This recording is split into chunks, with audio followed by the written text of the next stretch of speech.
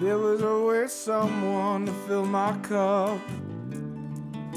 For those that I've done wrong, for those that I've known for oh so long, I'll always hold a place in my heart for you. I'm excited to have you on. It's an honor. And so to finally be able to connect and be able to get to know a little bit about each other, Yeah, you're doing such great things. Thank you. My guy just made sure that everything was working right. All right. Gosh, you even have a guy. You Yeah. are really high speed.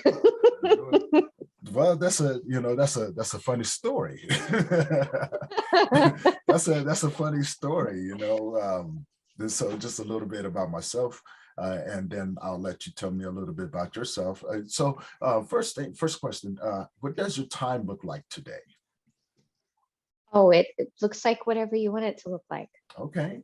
So I figured that we'd take a little bit of time and talk to one another, and if you're up to it, we can just get the podcast recorded. Sure. Yeah.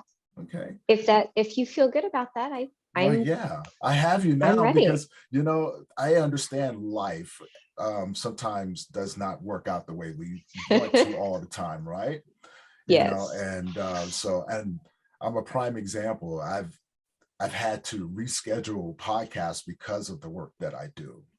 Yeah, and so I do outreach with men, and coronavirus kind of kept me busy, Mm. as well as trying to do the podcast and everything else. So um, it goes in spurts now, but Yeah. I still go and sit with the men. I still, go and meet them where they are and things like that. So it's I'm just honored to have you on. Well, I'm tickled to be here. Thank you. Thank you And very thank much. you for doing the work. Yeah, of course. And thank you for doing the work that you do. So I'll tell you a little bit about the show, and tell you how it kind of came into forefront and being based around a nonprofit. And so a little bit of my story, and feel free to ask me questions as we go. All right. So Okay. I started, I came up with the idea of doing a podcast just over a year ago. And it came after I started my nonprofit, Memories of Us. And I wanted it to showcase men and the stories of their loss and grief and what they've gone through in a way to help other men understand that they were not by themselves, and that there is support, there is hope, and there are men out there, just like me, just like Hmm. you. And so that's what it started off as. As we started to grow, the audience started to expand into women. So we wanted to be more inclusive. So coming into season 3, we have a mixture of men and women just sharing their stories about loss and just letting people get to know you, letting people know the story behind who you are, Yeah. and, I tell everybody, this is your platform. So feel free to, you know, um, tell people about what you do, tell people about your the work and everything. So yeah, that's primarily how we started. Well, how that one started. Okay. That's really good stuff. I I know that it has been hard for people that I find to get resources that they feel are centered on men, Right. because the grief experience is really different for men, and it's not that they need a different kind of support, it's just that it's nice to have support from someone who gets it. Right. and and women don't experience grief the same way that men do usually, so What's there's easier? different social pressures. Right. There's a huge misunderstanding from what people see and from Hmm. what they assume, Right. or from what's actually going on. And being a man having to walk that road, I think that's what triggered it, and it Yeah. came after I experienced my own set of losses and had to walk the path of grief and struggled, and then I got to a point to where I gave up. I wanted to commit suicide. And that's when the light went off. In that moment, I went, man, no wonder this is going on. Yeah. What is this, right? It was always that question, what is this? So, no one ever taught me about grief. I've always known loss and how to deal with it as what I assume a man is supposed to, how a man is supposed to deal with it, until I got to a point to where it was dealing with me. And I finally just went, you know what? I get it now. Now I know what I'm supposed to do.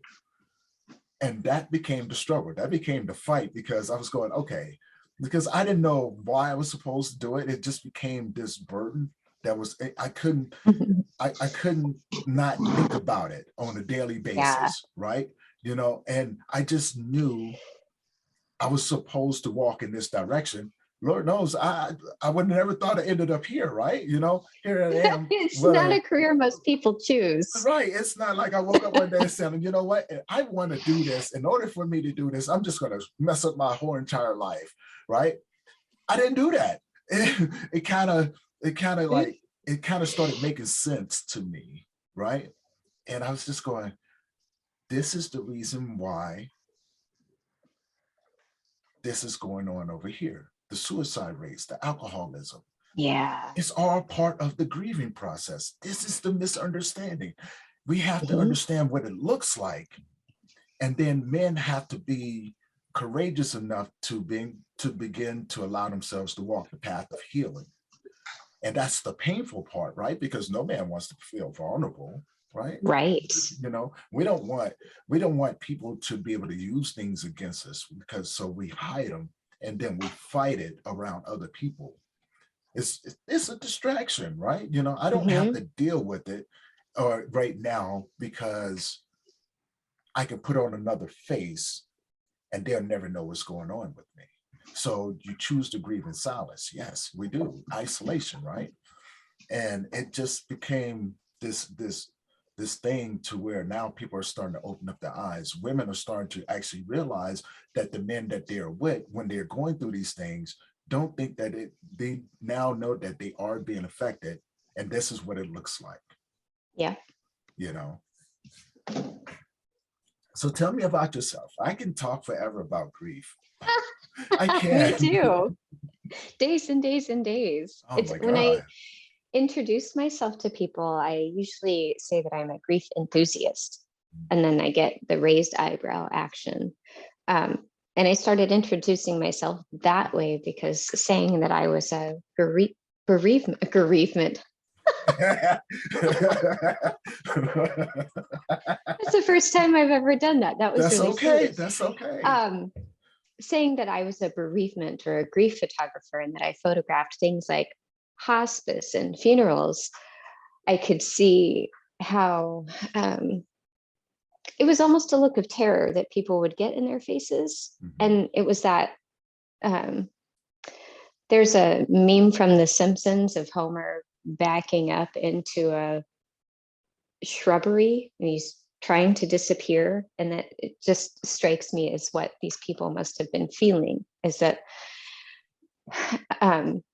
what I was representing was so uncomfortable and so unwelcome that they didn't want to participate in any conversations with me. So I am, as I am sure you've experienced too, it's when people ask that question, so what do you do? I'm thinking, okay, well, what kind of person are you? How do I break this to you? It's such an unspoken topic. Yeah. When you mention something like that, people kind of, I always get, so what did you go through in order for you to get into this type of work? I said, well, where do you want me to start? Because I'm open, right? And they look and go, I go, yeah, I've lost both parents. I've lost my younger brother. I've lost all of my grandmothers. I've lost aunties, majority of my friends, and my child. I think I have a little bit of experience in walking this path, so they kind of look and they go, okay, so let's go back again. You said that you did. I said, yeah, and I said, but honestly, I was blessed because I had the chance to have them in my life.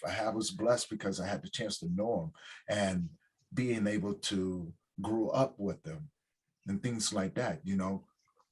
And I'm blessed. And I say that because of the simple fact of most people don't get that, Yeah. right? And it's a sense of gratitude. For me, it's a sense of humbleness. Yes, they're not here, but it doesn't mean that it has to stop right there. Exactly. Right. You You don't know, stop loving someone when they die. And right. people have this belief that when someone dies, then the relationship is over. And it's not. There are people that I've had in my life that I am closer to now Mhm. in their death than I am when when that person was alive, which sounds really weird to say, but I feel like our connection is better.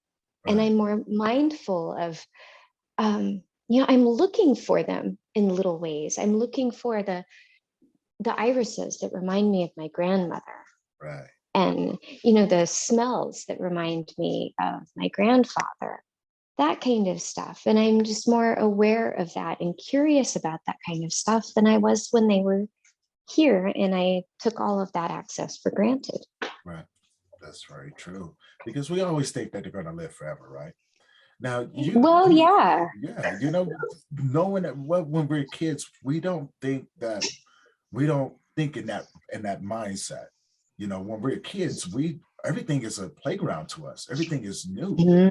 You know, no matter if you've seen it 1,000 times, it's still new, right? You know, because of the seasons, because of the insects that you see coming around. Everything is new.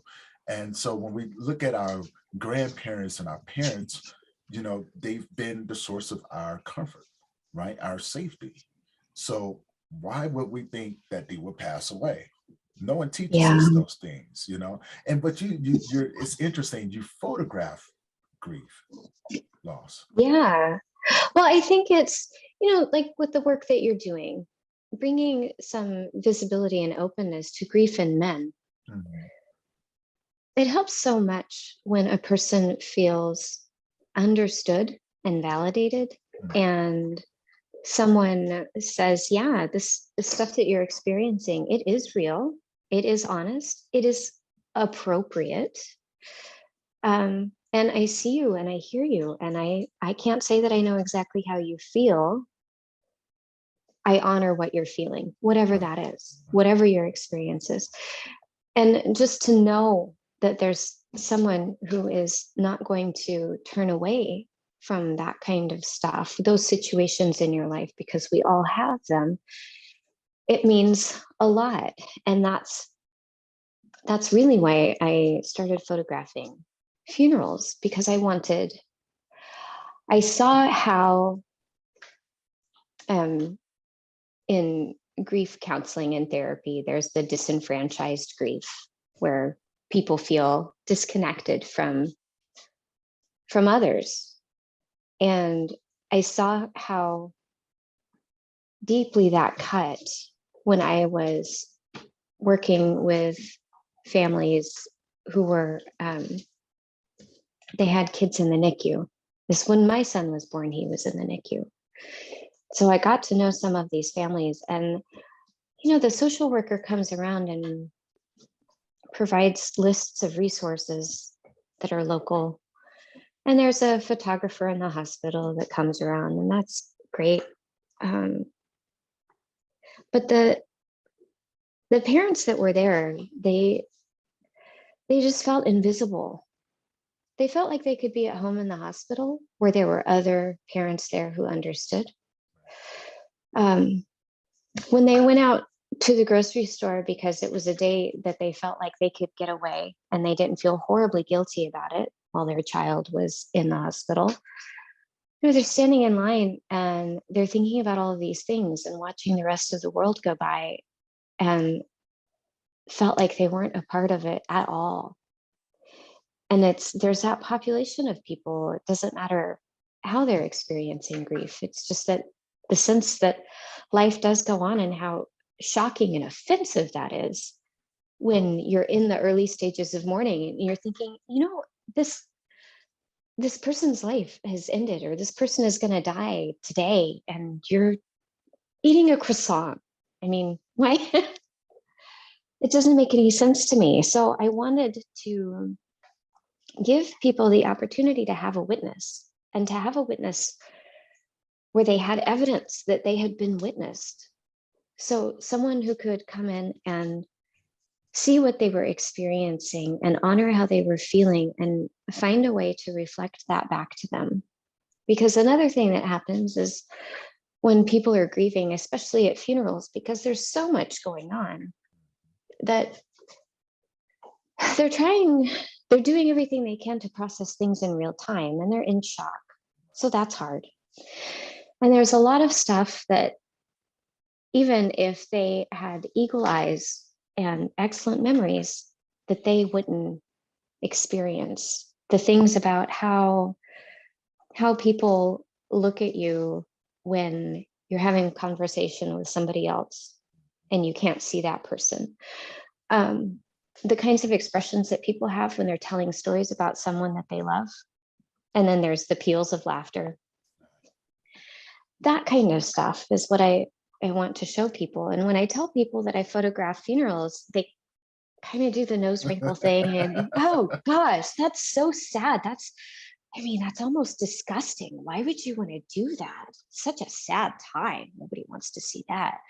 And I agree that these aren't the photographs that people are going to enlarge and hang over their sofas. But it's that vulnerability thing. I think we see really the heart of people in these moments. And it's when families come together to piece together their shared experiences of this one person that they all knew a little bit differently. So they all know a different facet of this person, and they're learning more about that after the person dies, because they just didn't realize how many facets that person had in life. That is so interesting that you said that. I just got into a conversation maybe about 3 days ago, exactly like that, right? Yeah. What you just said. And the person was confused. So I said, okay, let's back up a little bit.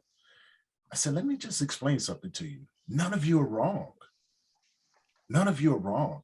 And they looked at me and was like, well, I was like, no, none of you are wrong. See, each and every last one of you knew him from your point of view, from your perspective. And you have your own set of memories, even though they were included. This is your mindset, right? And so this is how you're going to remember it, which is going to be totally different from how this individual remembers. And that's not a bad thing. It just means that you guys all have your own individual memories. Now honor them. And Honor share them. them. Yeah, share them. And don't be ashamed just because someone's story doesn't sound like yours. It's not a comparison. Like, why are you trying to compare who he loved the most, or who it doesn't make sense to me. Yeah. It sounds like he loved each and every last one of you equally And differently. and differently, right? Like he can't show the same sort of emotions that he, to your sister, because your sister has a different personality than you, right? Their interaction is going to be totally different. And they just kind of look and go, people kind of get upset with me when I do that. But I can't help it, right? Doing the work that we do, it opens up our minds to everything. We hear the stories, we see the people, and every situation is different. Every situation. So every image, I know for me, every image that I carry around in my mind is different from the last. So during Corona, I stayed pretty busy. I was being called out to hospice. I was going sitting with other men while their family members are in other rooms, and I could hear the machines even though I was outside, because they wasn't allowing people in. And so it was like a 3-point view. I'm looking at it from the outside looking in, and I'm looking at this man that I'm talking to through a window while I'm listening to the other room. the machine Yeah. flatlining, right? And so now I have to have this space, to where I know he can hear the same thing I hear. I cannot break from this right now because my place is here. And as much as it pains me, I am still a visitor with this guy. So my duty is to visit, no matter what the situation is, and so that's been how my approach has been to everything, to go in with an open mind, understand that, I'm a visitor, my story has no place here, and so I don't know, it's a good feeling to see people where they are. It's an even better feeling to walk with them along that journey, not rushing the process, Yeah. but being there and understanding that if this person wants to isolate for a little bit, okay, I'll give you 3 to 5 days to isolate before I start calling you, just to check up on you. And even if you don't answer the phone, I may shoot you a text and say, hey, just checking up on you. Just want to know that I'm going to keep, and I let them know I'm going to keep doing this until you say, hey, leave me the hell alone or something, text me back. And a lot of times what they're doing is that they're trying to figure out, when it comes to men, right? They're trying to figure out what they're going to break next. And I've noticed that when men isolate, we try to figure out what we're going to break next.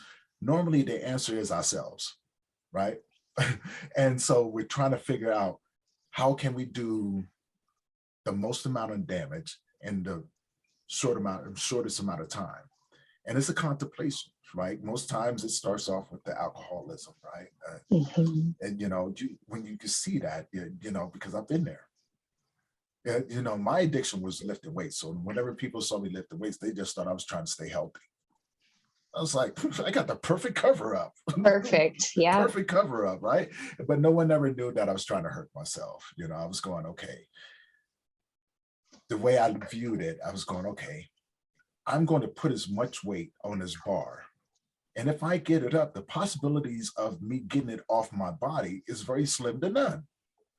Well, then that flight or fight kick in, right?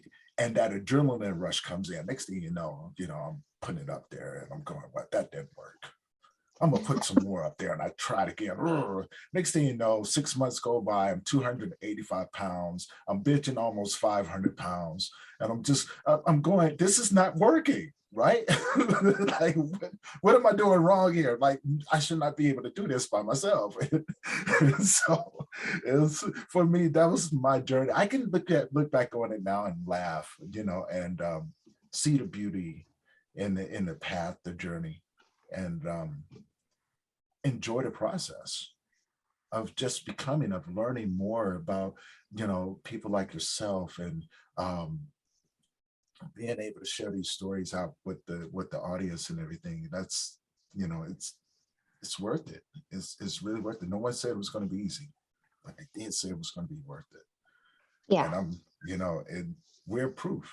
Look at you, like your journey to getting to where you are and doing the work that you're doing and taking those photos, right? Because I couldn't, I don't know if I could do the photography thing, like so that's a gift in itself. I don't know if I could do it because for one, I'm an empath, so I pick up on too much. So if the place is overwhelmed with just sadness, I become sad. So I can't, like, I could do it in spurts. I couldn't, I don't know. That is good stuff, man. I bet you could, because I'm the same way. And I hear a lot of times from people, oh, I could never do that. And it's funny, the things that you figure out how to do when they become really meaningful to you. And I think, doing the work is one thing. Delivering the work is really the best part of it. Seeing the impact that these simple little photographs have in families, and not just for the people that I deliver them to, but for generations.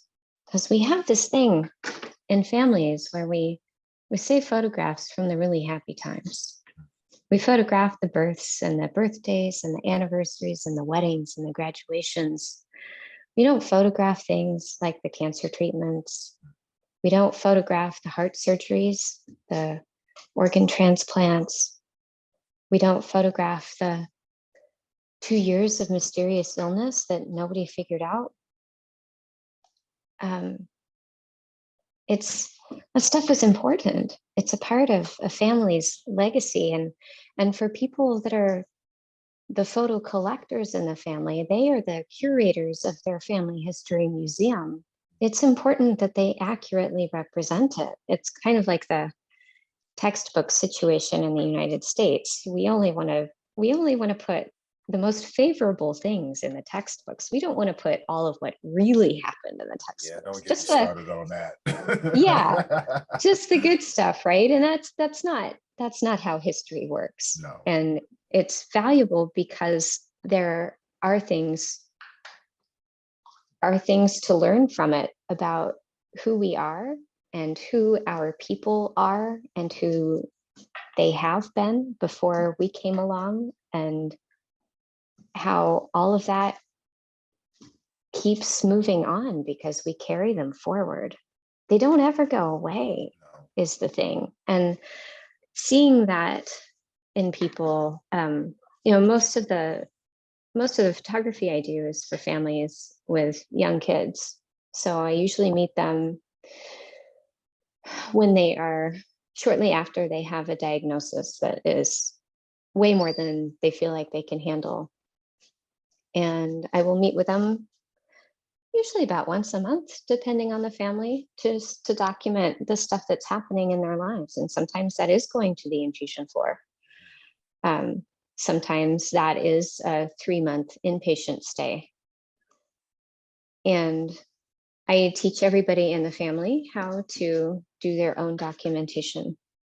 So they feel like they have one more tool that they can use when they're having trouble focusing, when they feel overwhelmed, they feel anxious. They can pick up a camera and they can look for something that they're curious about. And it doesn't, people have accused me of using that as a form of escapism, and I don't think that's really true. For me, it's about finding a way to relate to the situation on a different level. So yeah, I see the big picture. Now I want to work through the details. What are those like? Because knowing that gives me a feeling of I guess it's a bit like a feeling of control, that I have more influence here than maybe I believed that I did, even if that's not at all true. But just knowing that I can act on the environment and see evidence of that is comforting. And it really helps kids to be able to photograph the things that they want to photograph, especially when they're stuck in a hospital bed.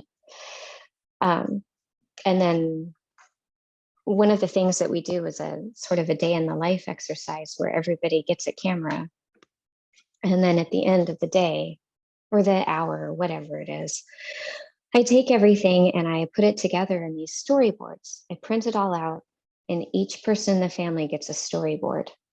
And then the other people in the family, there's no talking, but they get to see what that person felt like were the most important things to tell in the story from that person's perspective.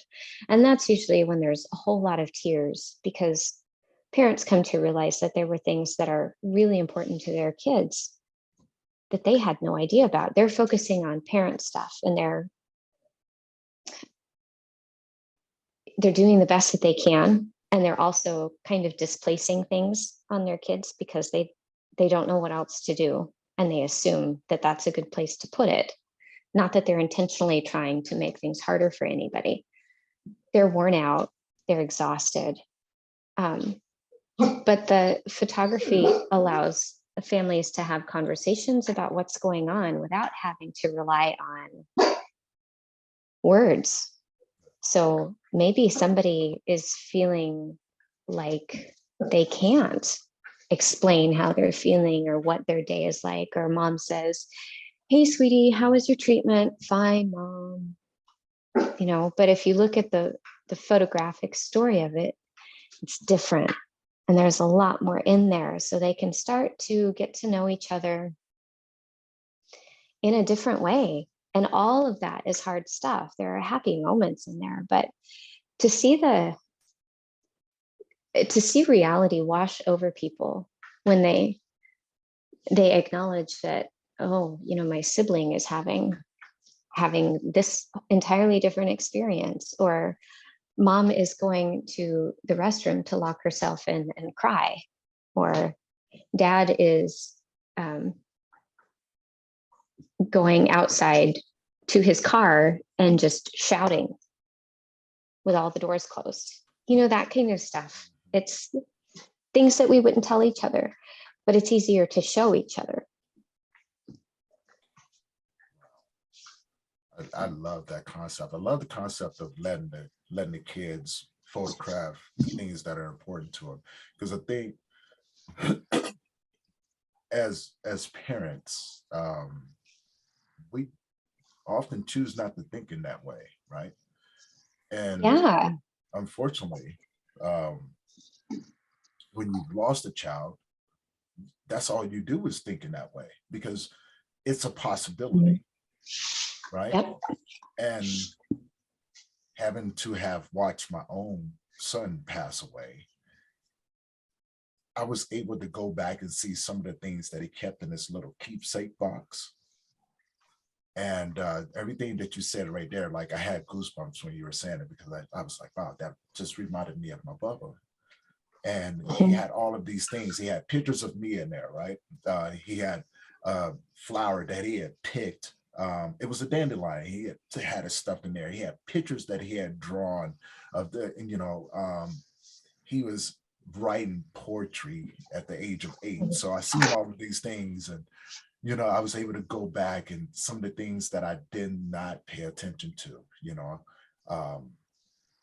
and it did bring it to the forefront of, wow, he had his own world. Yeah. Yeah, he had his own world, and the things that he was going through, he and I talked. He was my Bubba, right? He was my Bubba. So he and I talked all the time. And my role as a father and as a parent was to help give him the tools to help navigate this world, but also give him the freedom to develop his own set of tools that he would Yes. need. And I used to always talk to him about it. I said, used to always tell him, like, one day I'm not going to be here. And so, I want you to be okay with that. And at first he was, just like most kids, no, daddy, you're not going anywhere, like, you're not going to leave me, right? I go, no, we got a full life ahead of us, but I just want you to know early on, and we'll continue having this conversation, that one of these days I'm not going to be here. You'll be a grown man and you'll have a family of your own. I want to give you the things that I didn't have. And first and foremost, I wanted to give you a father, and well, at least a better father. And from there, he taught me, right? And he had all of these things there. Like, I still have his little clay model from when he was 3 years old, and he had brought it home to me, and it's like, daddy, look, and so I put it in my room. I thought I had lost it, and yet he had taken it and put it inside of his keepsake. Right. So, but it just, those, I'm able to go back now and look through them, and it tells the story of his life. Yeah. As short as it was full of so much, and the story behind it. I sit back and, and I begin to allow myself to grieve him. And it's just, thinking about it, and thinking about what you just said, I was like, wow, I get it now. Because before, dealing with grown-ups or dealing with men and things like that, I understand where my lane is, right? I understand that coming from a child, I'm probably not the best at explaining grief, right? I know this. So but I'm able to look at it now, and and that's a beautiful thing to be able to, for the children to be able to tell their stories, and for the parents to actually be able to sit down and actually say, "I get it now," right? Yeah, to have conversations that are really important, Mhm. that don't rely on words, or even to use the photographs as an opener for a Right. conversation, so that you can get to know each other differently, because absolutely everybody is grieving differently. Mhm. Everybody is processing different sets of information from different perspectives. So of course it's all different for everyone. And while we can't ever know how someone else is feeling, we can have an appreciation, and we can honor their experience, and do the same thing that we've been talking about, that we can validate them, Right. Now, and a have quick them know that it's appropriate. Now I have a question. Now we talked about this earlier, where you were saying that not no one jumps into this, right? No one Yeah. just wakes up. So you had Oh, the experience. You see, I remember, right? And so we circle back around to that. yeah. So you had to experience your own set of losses yourself in order, Yeah. because I believe that, well, I've only met one person who actually woke up and said, this is what I want to do, right? And she's really good at what she does, but no lived experience. And I was going, she is really good. Oh, Yeah, right. She was the only person I've ever met. But everyone else, like ourselves, and I'm just curious about that. How did you fall into, how did you fall into this field of work? well, before I did this, I was a emergency and disaster person. So I worked for a FEMA-like organization at the state level. And there's a lot of the same kinds of things involved as there is with grief. There's um, preparing, and there's responding to things, and mitigating and recovering. Those are the things that we talk about in emergency management. Um, and I was really happy with that. And I didn't expect to leave. It was when I got pregnant with my son, and he's 8 years old now. So there is a happy ending to this story. The first, I had 2 threatened miscarriages, which were awful. And after the second one, I thought for sure, okay, well, this isn't going to happen. And this was after my husband and I had been married for 10 years by that time, and we were 35. And it was starting to feel like it was the only time I had gotten pregnant. And it just felt like it was the chance. And if it didn't work, if we didn't have a baby that was alive, that it probably wouldn't happen. So after that second threatened miscarriage, things were better. And then around the halfway point, it was a little past 4 months, we received the diagnosis that our son was incompatible with life, which is just rubbish. I hate it when doctors use this phrase, because they're Incompatible. incompatible with life. It goes back to this thing about Wow. how, if we don't talk about death, if we don't talk about grief, then surely it cannot be there. If we Right. don't talk about mortality, then it exists for others, but not for us. And to hear this, it's supposed to be the medically polite way of saying that your child has significant developmental concerns in utero that we can already identify. And statistically speaking, I lost you. oh, hang on. Okay. There we go. There was a call coming in, which, nobody ever calls me. They know not to call me. Do you not like answering your phone? I'm pretty rubbish on the phone. I don't care to talk on the phone at all. Because it's someone else's agenda, and I don't like that. But anyway, So- um, Oh, Yeah, so incompatible with life. And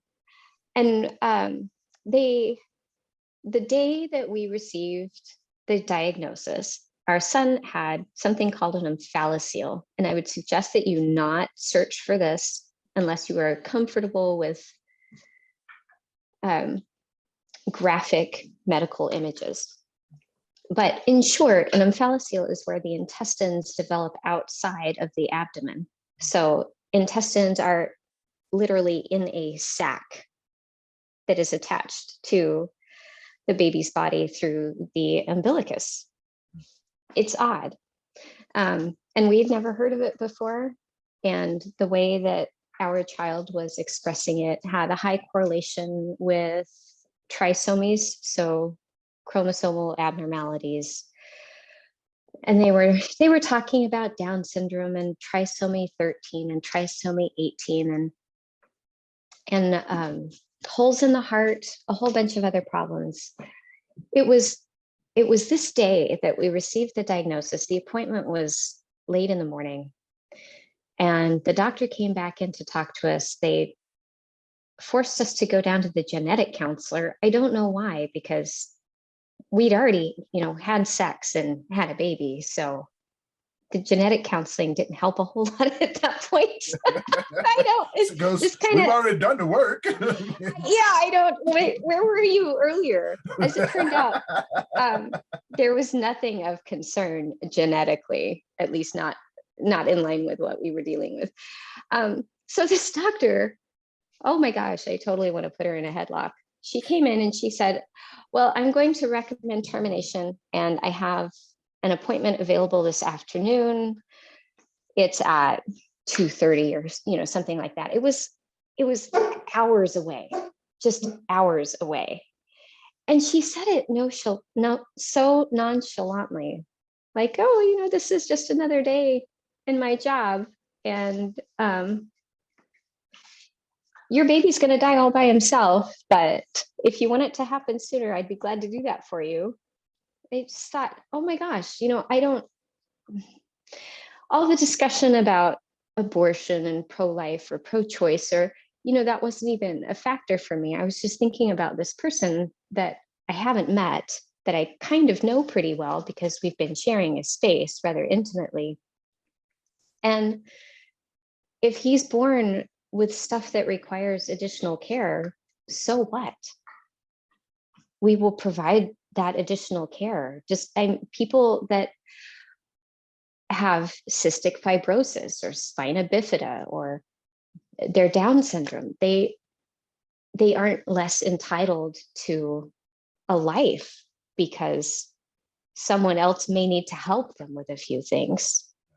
It was bizarre to me. So I, as politely as I could, which I'm afraid was not so politely, told her that we would not be accepting that appointment. And I refused to go back to that clinic. That was the maternal fetal medicine clinic. So all this doctor does is high risk pregnancies. And I would have expected that her ability to interact with people would be better. So we were fully prepared for him to die before I went into labor. We were prepared for him to die right after he was born. We were prepared for him to die while he was in the NICU, and we were prepared for him to die in the first year or two of his life. At least we thought we were, because we say stuff like that and then I don't think you can ever be prepared. Well, maybe it's like this. You can be prepared because you can have done all of the stuff, the logistical stuff, but you're not ready. Maybe that's it. It can go either way. Yeah, it feels like it would be insincere to say that we were truly prepared, because I don't think we could have been. But anyway, so things carried on. The pregnancy was rough. I started having a lot of trouble. The doctor said, different doctor. Doctor said, this is all very weird. I've talked to some specialists. We don't know what's going on with your body, but we're not sure that we're going to be able to figure it out before you need help. So there's a possibility that we may not be able to do much for you. And the conversation about it would be a good idea to get your affairs in order. Again, avoiding the death, dying, dead vocabulary. So, I was, 7 months pregnant. I had just taken the final exam for my master's degree. And I was sweating bullets because I was trying to figure out what to do. And I thought, there's a very real possibility that my husband's going to come home from the hospital alone, that he's going to go to the hospital with this hope that there's going to be an expanded family. And instead of adding a person, he's going to subtract 2. And I thought, that's hard for me to sit with. And I knew that being the person who wasn't pregnant, that he didn't know what that part was like. So I started documenting things. And I found out that it was a way for me to kind of get my feet underneath me, literally and figuratively, because it gave me a way to concentrate on the stuff that was going on that I was interested in, and to determine what I was going to focus on. That's not supposed to be a photography joke, but I suppose it is. And it's, which is something I think that people don't have a lot of practice in. We have not practiced how to filter out things as well as we used to, because now we're bombarded with push notifications and status updates and all of that stuff. So being able to choose what I was going to concentrate on really helped me. And I had the courage to go ahead and plan funerals, what kind of services we wanted, because I thought, well, if I live and the baby dies, I'm going to have to make some sort of arrangements. I don't even know what that's like. I mean, I don't know what to do. I've never done that before. So I'd better do it now, because if I do it postpartum, oh gosh, it's going to be so much harder. And I'm not sure I would make good choices. So I'll do that now. And I did. And I got my own arrangements taken care of at the same time, because I definitely didn't want my husband to have to think about any of that. He would already have too much going on. And he's a really bad planner. So, that's always been my job in the relationship. We're a team, and I do the planning and the organizing stuff. And he's not that person. But he was born, and he had surgery a couple of hours after he was born, and he was in the NICU for a little while, and he came home, and he is super healthy and strong. He's got, he's a medically exceptional guy. He's got some stuff going on. He's not in the first or the second standard deviation of the normal curve, but we don't care about that. It doesn't bother us at all. So it was using photography that way when I was pregnant, right after he was born, in the NICU, through all of the follow-up appointments and the procedures, the times that he's been an inpatient, the surgeries, and then seeing other parents in the hospital that are having similar experiences, and they feel like they just, they've been there for 12 days and they don't know how to cope anymore. They don't feel like they know themselves, and they don't know if they're waiting for the worst thing to happen or they're waiting to be able to go home. They're just so confused and numb and fragile. And meeting them and photographing their kids in the hospital, and then sometimes getting the call that their child has died and that they want me to be there for the service, whatever that looks like for them, is that's how it all got started. Wow. That is, wow. That's such an amazing journey. It truly is. Because I'm listening to it. I'm just like, everything is included. Like, your journey to getting there, the uncertainty, dealing with the doctors. It sounds almost similar. Our stories almost sound similar when it comes down to that, dealing with the doctors and all of those things. And I'm just going, It can be really rough. it is very rough. Well, the doctors that we had, so I'm coming up on a 6-year anniversary when my son was overdosed by his pharmacist. Oh my gosh. So massive overdose, 6 years ago, Halloween. And I had fought with CPS for a while with his mom, and because she was just being very devious. And so finally get custody. Oh yeah, his mom is a very narcissist. She was the very definition of a severe narcissist. Oh golly. I never knew what a narcissist was until I met her. I never knew there was people in the world like her, right? And when I first met her, it actually started off as a one-night stand, and she just never went anywhere. So, I mean, I'm being honest though, I'm being honest. Okay. It was supposed to be a one-night stand, and she just kind of like, she just never went anywhere. So we started dating, and then she gets pregnant, and next thing you know, I'm moving in with her and moving away from everyone that I know. And I didn't know that she had planned this out to get me away from everyone. And then about 6 months into her pregnancy, everything changed. So for the next 2 years, even after my son was born, after that, it was just horrible. Every day was an argument. If I told you even a fraction of the stuff that I had to deal with going through that, you go, holy crap. But understanding what a narcissist is, it probably wouldn't surprise you much, right? Never held herself accountable for anything. Mm-hmm. And so, yeah, we fought. She dragged me through the mud for years after that. And finally, patience paid off, and she messed up.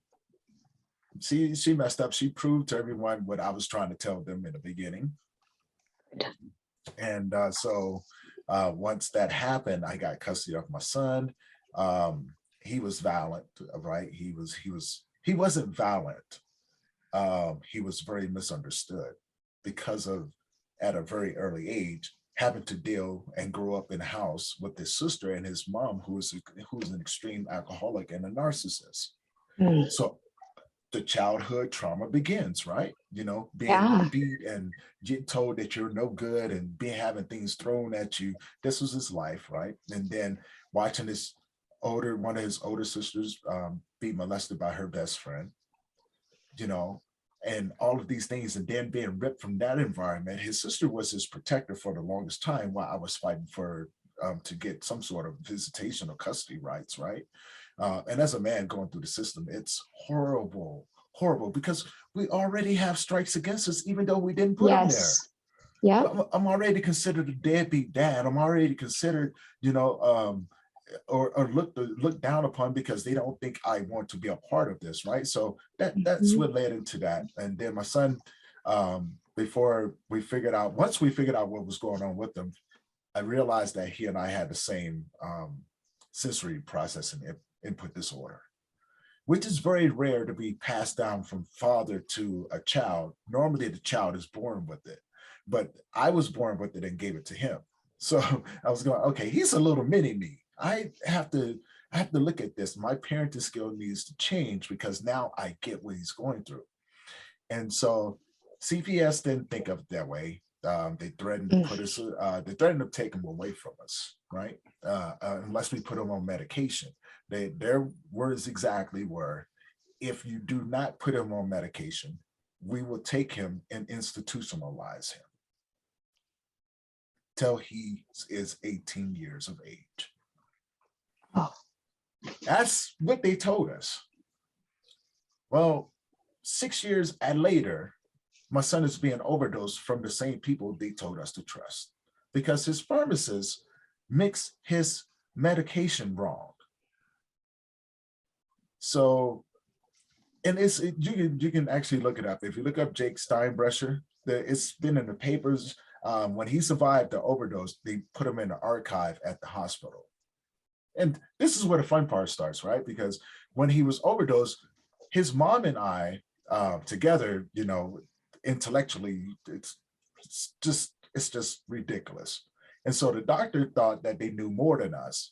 And then, so I ended up telling the doctor, I said, you know, you keep throwing all of this stuff at him. My son is suffering. You're telling me the things that you're giving him can possibly damage his organs, and you still doing it instead of using the antidote for what's actually in the bottle.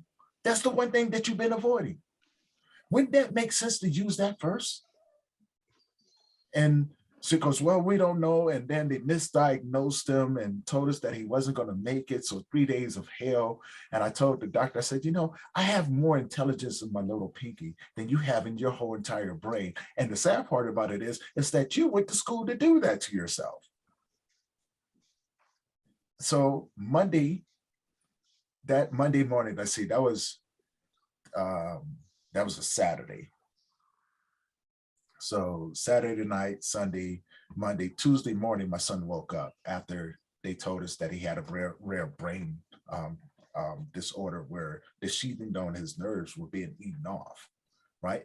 Now, mind you, they never once used the antidote for the actual overdose. They avoided it, right? But they used everything else.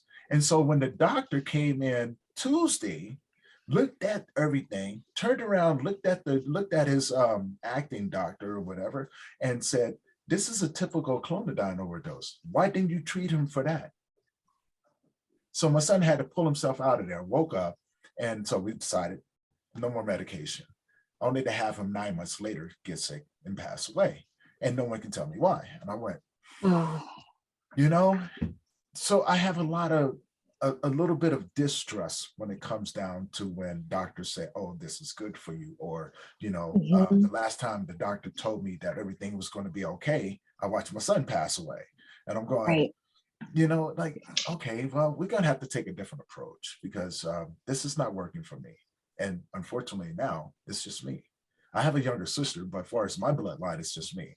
So I have a joke that I tell my sister all the time, like, and she doesn't like it. I told her, I said, now I know what the dinosaurs feel like.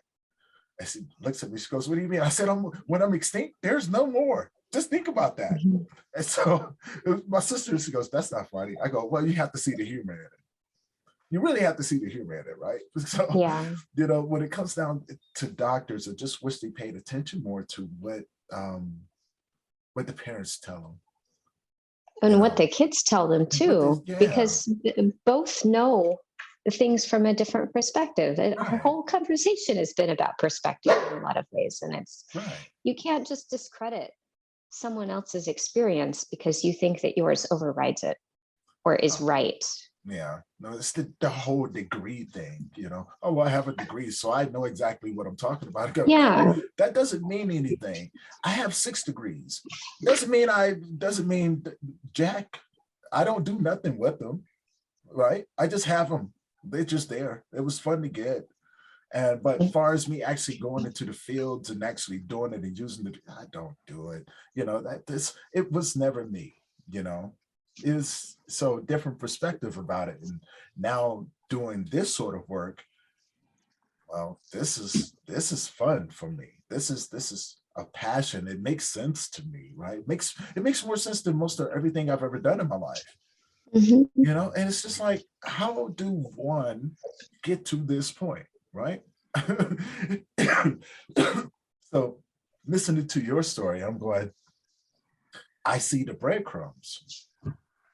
And mostly everyone that I've talked to, you know, your grief is a little bit different, and in a lot of ways it's very similar, right? You know, because we've both seen things and let our own minds take us to places to where we thought that we were supposed to go, only to have us come back to the beginning and go, okay, we have to take a different approach to this, right? Mhm. and look at it and go, wow, this is what grief looks like from your perspective. And I Yeah. think that's really, really cool, right? Because um, I do often try to look at grief in the many facets that it is, right? And I look at the many layers, and you just added another layer to it now, to where, it's a tool in the tool belt, right? Like, it's like, um, I I thought about documenting, but I thought of journaling, right? Because I look at things from a man's perspective. Now that's the huge thing that I want people to get when they watch this, is that you're telling me from a woman's perspective. And so now here's where the misunderstanding is. I'm looking at it from a man's perspective, where I'm going, if I write it down, because memories of us, right? Men don't carry around pictures, right? We shy away from them. Even when people try to show us pictures and things like that, we're like, because it's boring to us, right? But when it comes to something so intimate as loss of a loved one, men don't carry around pictures, because it's a sense of vulnerability. And most men out there have experienced betrayal. We've experienced, and women as well. I've never taken anything away from women, but women can be very mischievous. If you know that you have something on someone, you kind of poke at it a little bit, and see where it goes. These some of the women I've dated, right? They go, oh yeah, by the way, I see that wound over there, let me just poke it for you. I'm Oh going, my gosh. right, yeah, It's terrible. it is terrible, but it happens. So a defense mechanism goes up. We don't say nothing, because we want Mhm. to keep it protected. We don't carry around the pictures, because we don't want to feel vulnerable, so we keep it in our memories. This way you can't use it against me. And Yeah. so I've had that happen before. So when it comes down to it, that's why it intrigues me about the work that you do, because it's like I never thought about doing something like that. We write it down. If you eliminate the names, you'll never know who I'm talking about. You just think that I'm writing a short story, right? You don't know that I'm talking about my own feelings. It's a journal, right? It's a journal, so Mhm. you expect that. But if you read it, you would go, and in chapter 2, what happened? right? Right. So the mind of a man, the masculine mentality, when it comes down to that, is it's different. It's totally different, right? But it's the same passion is there, the same intimacy is there, just from a different perspective. You know, Yeah. and you photograph it. I write it down, and so same thing, similarities, some similarities there, Yeah. and hearing the story about your son, I'm just like, wow, that's a blessing in itself. And the path that it took for you to get there and realize what was going on, it was just like, wow, it's your own personal experience. Like you had it's like you had the tools there, and it just took something for you to tap into that gift, right? Yeah. That's the important thing for people, is that it doesn't, I teach about photography and other kinds of art, but it certainly doesn't have to be that. It's just, it's valuable to know what is available to you that you can use to express things, whether you express them to keep them or you express them to let them go, because they're different.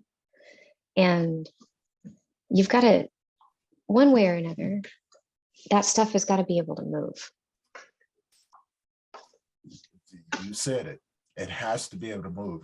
And I think you capturing the stories through pictures and letting others, tell their story through pictures is very important. It's similar work. I do it through a podcast. I do it, I do it Mhm. in support groups and stuff like that, because, one of the things I ask the guys to do is to share a memory, one that makes you laugh, one that makes you cry, and I do that for a reason. Because when you start to share a memory, it turns into a story, Yeah. right? Because it takes the person back there, no matter if it's going to be a hard memory, because it's a memory nonetheless. But if you can get them to tap into it and tell the story in its whole entirety, you'll realize that the many layers that was put there, because it's a truth, it's a huge truth inside of that. And I've told my own story, right? And there was truth inside of it that I had to face, and I had to go back and forth and back and forth, get kicked off of cliff and all kinds of stuff in order to be able to be truthful in my story, right? Like I can tell about, the losses that I've experienced over the last 10 years, but then it would neglect the losses I've experienced the 30 years before that, and then the 4 years before that, so it's 6 years old, like it's like there's the cookie crumbs, right? Because Yeah. I think we are all led into our pointed destination through our travels, right? Even though we think that we may be we're supposed to take a right, right? And somehow you end up on the left hand side of the street, and you're like, no, you don't understand. I took a right. How did I end up over here? And I go, it's just funny that way. You're going to end up exactly where you're supposed to end up at, no matter which direction you go in. Here you are, right? and when you look back on it, you just have to brush off your pants and, look around and go, if I told anyone, no one would ever believe me. Mm-hmm. Right? And you teach people photography. Have you ever shared your story with anyone in your classes and stuff? Oh, yeah. Yeah. Then All the time. they look at you and go, oh, huh? No, it's very believable because Really? the families that I'm working with have experiences really close to that, where they've, Okay. because most of them are caring for kids that have been sick for a long time. So they've had the great doctors, they've had the doctors that they've wanted to throat punch. They've had the nurses that were really good at infusions and blood draws, and the nurses that were nearly abusive Right. with their level of skill. And yeah, it's very relatable. And I've talked with this um, I've talked about this with my own mental health people, because at one point I was really concerned that my child hasn't died, or my spouse hasn't died. I don't have the kinds of losses that these other people do. Is it really right that I'm doing this kind of work? And what I heard back was, because I was feeling more like it would be appropriate for someone else to do that.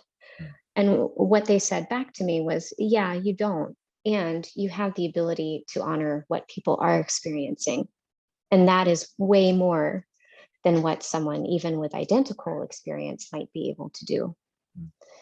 Which is, it breaks it down. I think a lot of the time we're looking for someone that understands, that has a similar experience. And in reality, it's oftentimes the person that surprises you, that you don't expect, that maybe you didn't have a close attachment to, and all of a sudden steps up and says, I am here. I am coming over to do your laundry and to make you dinner. And you can be silent. You can talk to me. It doesn't matter. I'm here to support you because that's what you need. And I have no judgment on your experience. That kind of thing is what is more necessary. So I still have some internal quibbles about that. Is it appropriate or fair that I should be doing this work? But I'm very upfront with people. And that's part of the reason why I tell that story, is because I want them to know I haven't been where you are. I have my own version.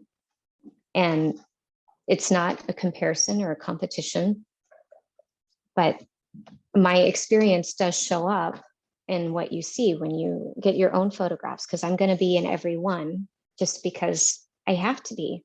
You're seeing my view and my perspective and the things that I find curious and interesting based on what you've told me about your family.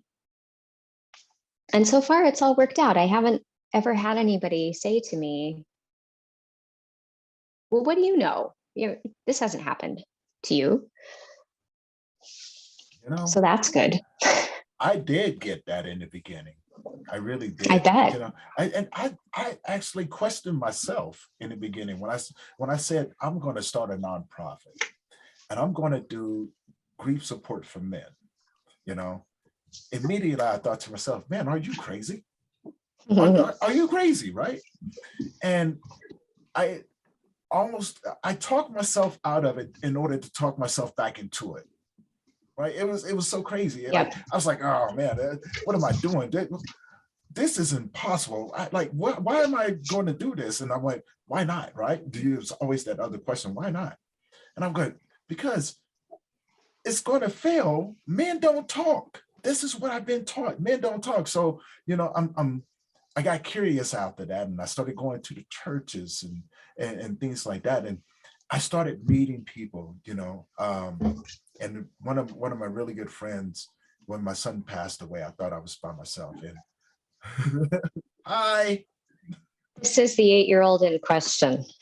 how you doing, buddy? So he's going to be on the podcast, so you know. What's I your will help name? you in a little bit. This is Garvin. He All can't right. hear you because I've got you in my headphones. Actually, Oh. I can hear you. You can hear through the headphones? Yeah, I actually can. I can hear a tiny, small voice through Oh, those. well, his voice is not small or tiny. Yeah, but He has a big booming voice. He is a very handsome guy. I can still hear him. I will help you in a little bit. Now, that was too cool. I saw his hair in the corner and I was going, he's about to What pop is- up. That's okay. And you know what? That's okay though, you know, because that just adds a lot more personality to it. And so I think that's beautiful, and a beautiful dog, German Shepherd. Oh, yeah. She's our service dog. Okay. But I forgot where I was going. Oh, I was saying one of the things, I attract people as well, you know, and it's interesting that the similarities, because you attract people, like-minded individuals like yourself, people that you can relate to more, right? And so I've done the same thing.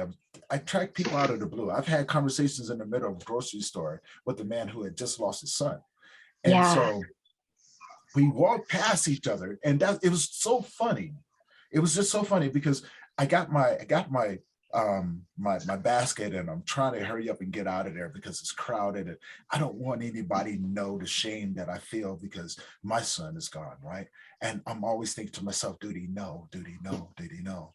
And I run across this guy, and we just lock eyes, and he just stops right there, and he starts to shake, and something just says stop. And I did. We stopped right there, and he started talking to me, and he just broke down. And next thing you know, people are walking past us, watching us, and I realized there's something going on here. And then I met another guy who lost 2 of his sons, and I met another guy who lost another 2 of his sons. I met a guy who lost 6 of his brothers. I mean, the list, the list just went going on. And I never put 2 and 2 together. Maybe it's not right off the bat, but I knew there was something to it, right? And it was like, when I tell someone who's never gone through it, they look at me and they go, holy, no, man, that does not happen. That was the reason why I asked the question before you ever get that question, and you get that look of, like, that doesn't happen, right? He's paying people. Yeah. I promise I will help you soon. Can you give me a little more time? We'll finish up here real soon. Just so you know, we was recording the whole time. I figured I was going to do the introduction, but we got into this beautiful conversation, and I just didn't want to stop that. It was, you know, and I love that, you know, and because normally I introduce, but my guys will look at it and go, Tony, you didn't do the introduction. We have to do it. They're like, yeah, just go ahead, do it, you know, not a problem. That works out. It does. It's nice to have flow. It is very nice to have flow. I love the organic conversation. I love the going back and forth and letting people know who you are, and you know, me getting to know who you are as a person and the work that you're doing. So I know you have to go and everything. So before you take off, tell people where they can get a hold of you at. Well, if you want to contact me, the best is probably to do that directly through email.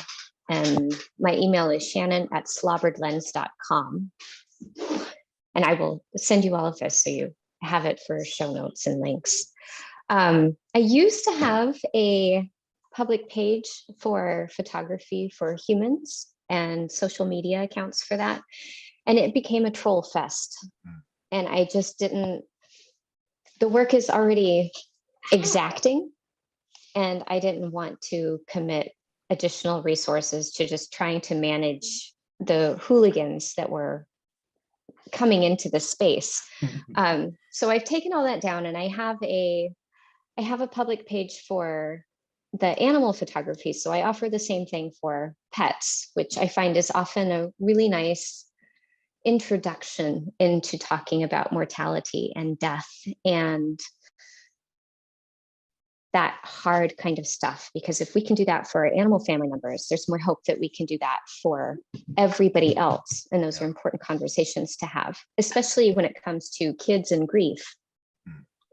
It's the first experience that most of us have with grief, is that the hamster or the goldfish or the dog or the cat dies. And that is, that's slobberedlens.com. And I can send you a couple of other links to things that might be interesting to people if they want to check those out. Yeah, most definitely. I'm going to make sure that I have your info down at the bottom so people can click. And if it's okay with you, if I can share your information on my website with people that I know as well. Bet. Okay, yeah, I'll get you added up there. And so if you have any words to say to anybody out there right now that could encourage them in a moment right now, what would you tell them? Oh, I think, going back to what we've talked about with vulnerability, I think the moment I recognized that vulnerability required more courage than steeling myself for protection, a lot of things opened up for me. A lot of things with grief opened up for me. And I know that it's different for everybody. It's definitely different from men because of the social expectations and the social roles that men have that are different. But that was a really big thing for me, that courage that requires, and also that the curiosity about what you're feeling and what kinds of things around you that are interesting. That's a really good and valuable thing. And it's a way to cope attention-wise with what's going on without disconnecting yourself. I mean, even whether or not you photograph it, just noticing different things that are going on in the room, or the different expressions that people might have that maybe you didn't notice before, that kind of thing. Oh, this person is white. This person is wearing different shoes. What is that about? Strange things like that will allow you to be still engaged in what's happening, but maybe at a level that is more appropriate for where you are. So downshifting, so to speak. So you're still there, but you're there in a way that you can manage. I like that. So yeah, I want to, there's a little man again. No, I want to say, I want to say, man, thank you for honoring me with your journey and your story, being able to share with my audience today. And those of you who are interested in Shannon's work, her links will be put down below. Please go and check it out, and start your own journey through your pictures, and go attend one of Shannon's classes and learn from someone who's been doing it for quite some time. Shannon, I want to say thank you for being on the show, and hopefully we can connect some other time, have you back on and do some follow-ups and get into another deep conversation. Well, yeah, now that I know you, you're not getting rid of me.